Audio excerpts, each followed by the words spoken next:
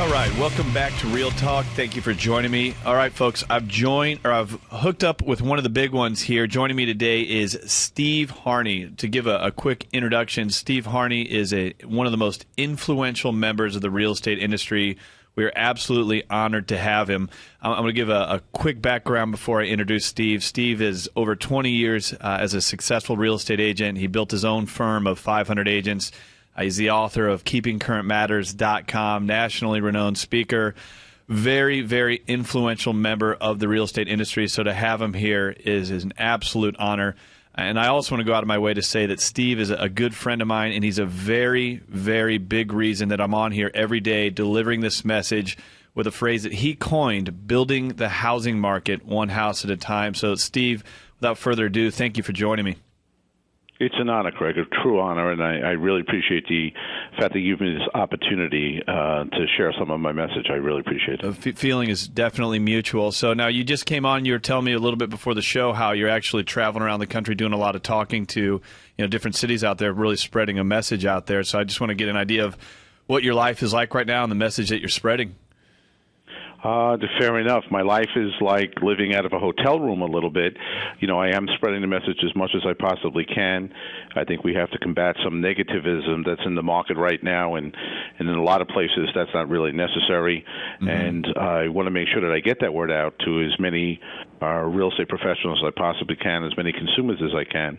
So I've been zigzagging across the country. I've done in the last year probably 120 presentations, and I'm getting myself geared up to speak at the National Association of Realtors Convention next week down in New Orleans. New Orleans, so, huh? It's pretty exciting, yeah.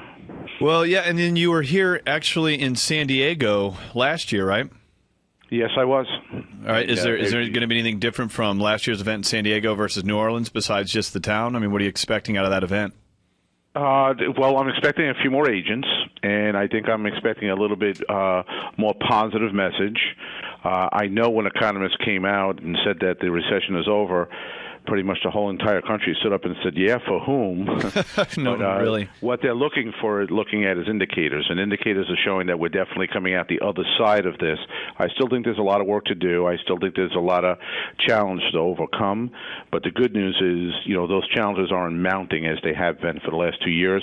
They're actually waning a little bit. We're not where we need to be, but we're getting there. Sure. Now, you used a couple words there. You used the words positive. You also used the words negative. One of the messages of the Real Estate Radio Network is that it just seems like the rest of the media sells negativity. I mean, it's almost impossible to open a paper, to turn on the news and get anything positive anymore, whether it's real estate or not.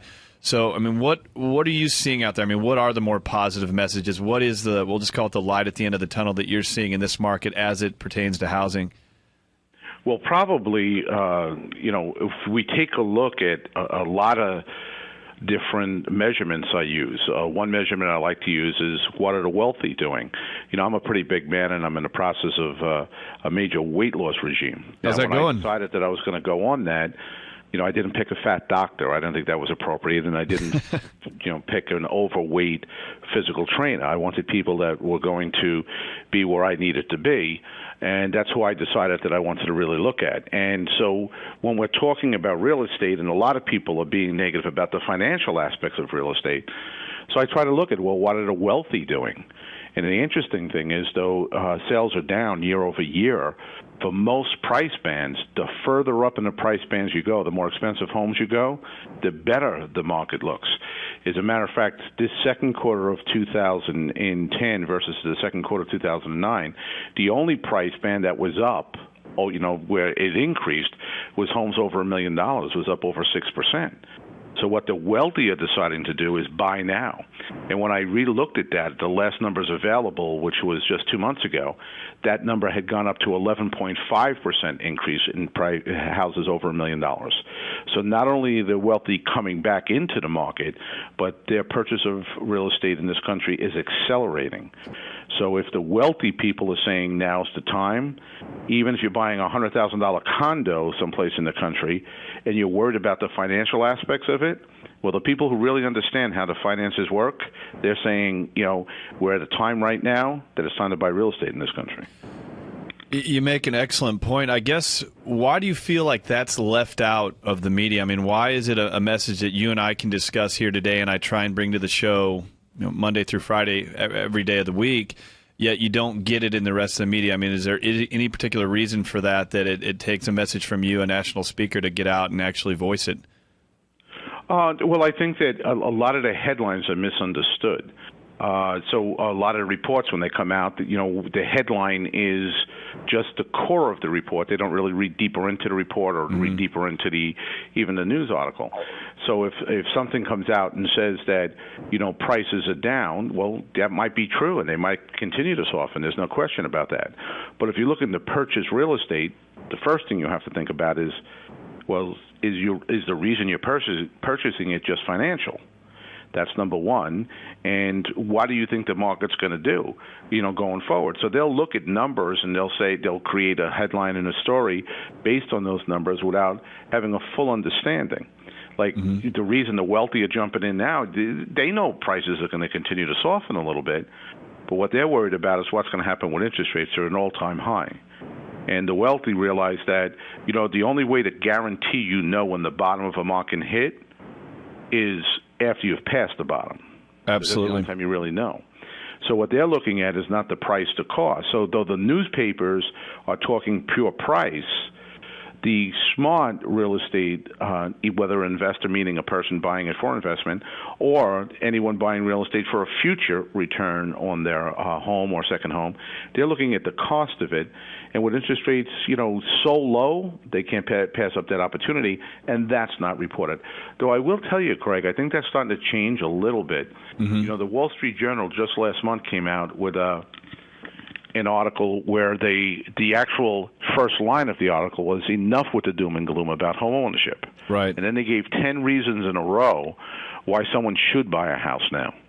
So I think we're starting to see the better newspapers, the stronger news organizations dig a little deeper and realize, oh, wait a second, maybe we are turning the corner on this thing. And you also released from keepingcurrentmatters.com those statements from John Paulson. Would you mind speaking to that a little bit? Oh, definitely. For the people who don't know John Paulson is a hedge fund manager who made a fortune, billions of dollars for him and his clients when the market was real high. He said it can't stay here, and he kind of showed us subprime mortgages, and we won't get into particulars of that.